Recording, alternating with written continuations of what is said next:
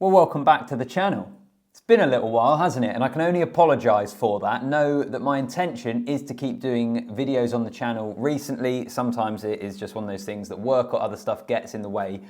But I've been keeping an eye on the Autumn Internationals coming up because I thought that would provide the perfect opportunity to try and hit the ground running and get back into it. And that's what I'm hoping this video is going to be the first of many. So for those of you that had clicked on, that are subscribed, then I appreciate you. And as I've said already, welcome back. What is success for England this autumn? That's the question that I wanted to put this whole video around and try and ponder and reach some sort of conclusion and answer to. The comment section is where you can give me your perspective, because the next month, I think, is really, really interesting for England, because you look at this year as a whole, and I think they've won 4, lost 4, so they're kind of at about 50%, which is pretty mediocre. The only team that is ranked higher than them in the world that they've beaten is Ireland, but it's undoubted, I think, that they have taken steps forward.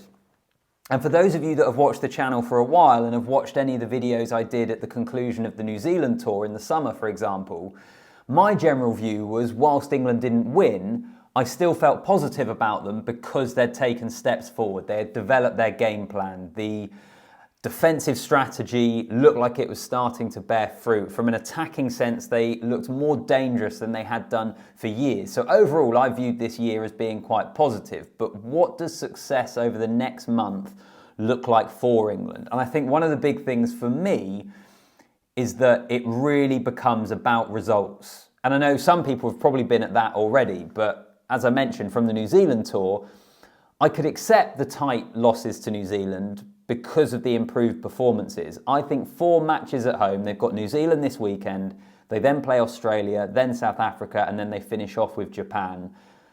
They have to be winning games at home.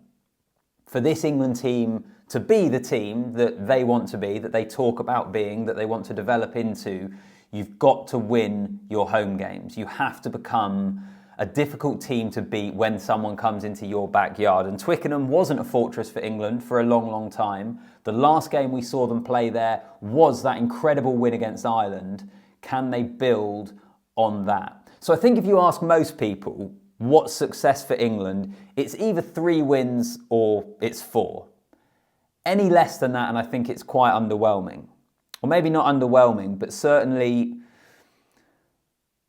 2 wins leaves us in a similar position to where we already are at the moment, isn't it? Presuming that they beat the Wallabies in Japan, which they'll be favourites to beat, but if they lose to New Zealand and South Africa, which is very possible, by the way, against those 2 teams, you're kind of probably looking at that as an autumn and thinking they haven't quite kicked on in the way that they would want to and we would perhaps expect or want them to either. 3 wins means that they would have got a victory over New Zealand or South Africa.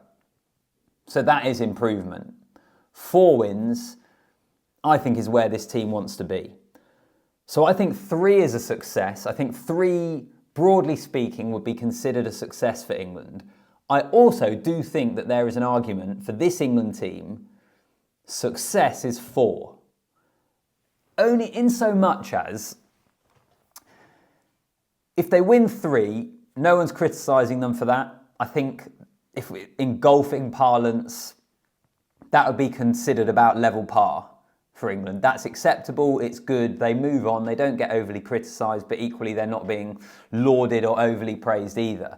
That's why I say I think there is a world in which there is an argument that could be made that it is 4 wins, it is going 4 games unbeaten this autumn. That is success for England because of the team they want to be, and also because of the defeats they've recently had, all having been narrow defeats away from home. Twice to New Zealand and 1 to France.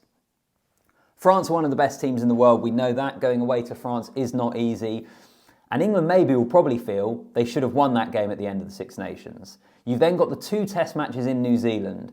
2 matches that they were in position to win. They were in the position to get those results, and a combination of the All Blacks bench and Bowden Barrett and various other factors meant that it was New Zealand that won both of those test matches.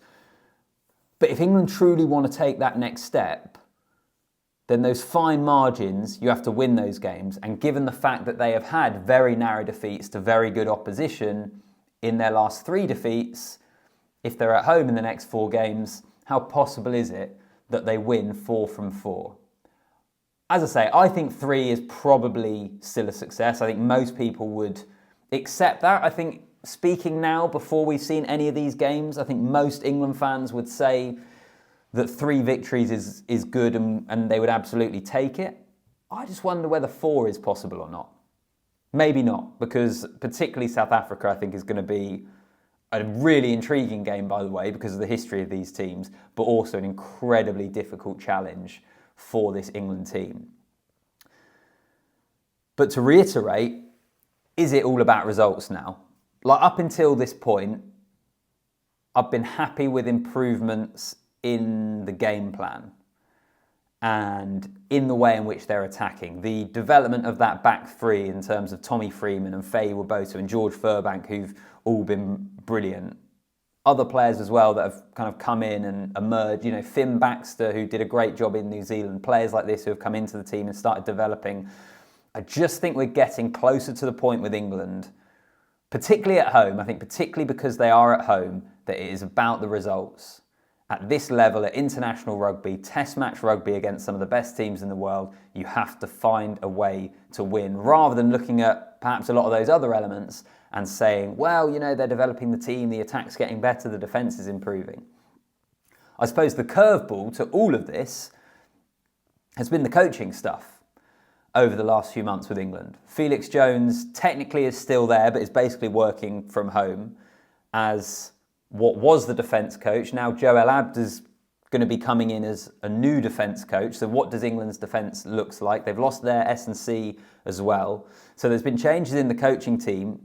There are things that England are going to have to juggle, but I cannot wait for the autumn. I think it is going to be absolutely fascinating to see how they perform, what their game plan looks like. Are they able to pick up where they left off in New Zealand and build on that? Or have those coaching changes just set them back a little bit? But what is success for England this autumn? 3 or 4 wins? Let me know in the comments section. It's great to be back. I appreciate you clicking on the video. Make sure you hit that subscribe button. Make sure you put a thumbs up on the video to like it as well, and drop a comment down below. I'll see you in the next one.